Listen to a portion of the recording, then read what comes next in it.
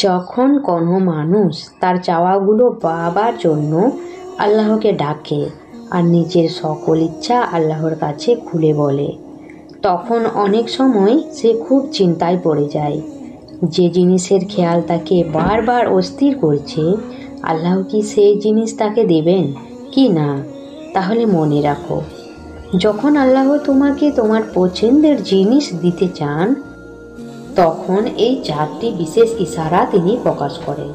বাস্তবে সেই জিনিস পাওয়া যতটাই অসম্ভব হোক না কেন, কিন্তু মনে রাখো যে অলৌকিকতা হয় সেই বিশেষ মানুষদের জন্য, যাদের বিশেষ আমল আল্লাহর কাছ থেকে কোন বলিয়ে ছাড়বে। আর প্রথম আমল হলো আল্লাহর উপর তাওয়াক্কুল করা। তাওয়াক্কুল হলো সেই রাস্তা যার মাধ্যমে আগুনকে ঠান্ডা করে দেওয়া হয়, যেটা সমুদ্রে রাস্তা তৈরি করে দেয়, যা হজরত ইউসুফ আলাইহিস সালামকে হজরত ইয়াকুবের সাথে মিলিয়ে দেয়, যা বন্যার সময় নূহের তরীকে টেনে এনেছিল। যখন তুমি আল্লাহর উপর তাওয়াক্কুল করো না, তো আল্লাহ অসম্ভবকেও সম্ভব করে দেখায়। এক হাদিসে এসেছে, নবী করিম সাল্লাল্লাহু আলাইহি সাল্লাম বলেছেন, যখন তুমি আল্লাহর কাছে দোয়া করো তো এভাবে বলো না যে, হে আল্লাহ, যদি আপনি চান তাহলে আমাকে দিন, আর যদি আপনি চান তাহলে রহমত করুন। বরং খুব বিশ্বাস এবং আশা নিয়ে আল্লাহর কাছে দোয়া করো, কারণ আল্লাহ যা করেন তা ভালো জন্যই করেন।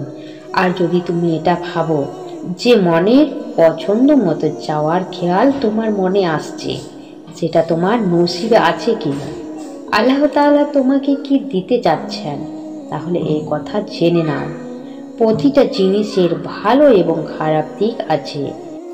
তোমার জীবন এতটা সস্তা নয় যে মানুষের কথায় বা প্রতারণায় শেষ হয়ে যাবে। জীবন তো আল্লাহর আমানত। তোমাকে ভালোবাসার ব্যক্তি কোনো সাধারণ নন, বরং এই দুনিয়ার মালিক। আর সবচেয়ে বড় শর্ত হলো, মানুষ যে কেউ হোক, যদি সে কোনো কিছু করার ইচ্ছা করে আর আল্লাহর কাছে দোয়াও করে, তাহলে সেটাই হবে। তোমার দোয়া কবুলিয়তের একটা লক্ষণ হলো যে তোমার দোয়া তোমাকে বদলানো শুরু করেছে। কবুলিয়তের ইশারা হলো, যখন তুমি কিছু করার ইচ্ছা করো আর কোনো কিছু ভয় না করো, শুধুমাত্র আল্লাহ ছাড়া, আর নিজের গন্তব্যে পৌঁছাতে কখনো হাল না ছাড়ো। রাস্তা যতই কঠিন হোক, তুমি তোমার চেষ্টা চালিয়ে যাও, তাহলে খুব সুন্দর গায়েবী সাহায্য তোমার ভাগ্য চলে আসে। আল্লাহ তাআলা তো তোমাকে কোরআনেও এর জবাব দিচ্ছেন যে, আমার বান্দা যা চেষ্টা করবে সে তাই পাবে। আর যদি তোমার পক্ষ থেকে শয়তানের ওয়াসওয়াসা তৈরি হয়, তাহলে আল্লাহর কাছে সাহায্য চাও। নিশ্চয়ই তিনি সব শোনেন এবং দেখেন। যেটা তুমি চাও সেটা যদি তুমি না পাও, তাহলে মনে রেখো, সেটা আল্লাহ তোমাকে পাঠিয়ে দেবে।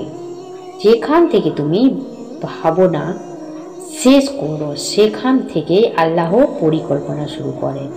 হতাশ হয় না, শীঘ্রই আল্লাহ তোমার চাওয়াগুলো দেবেন, আর না হলে তোমার অন্তরকে পরিবর্তন করে দেবেন। সুবহানাল্লাহ।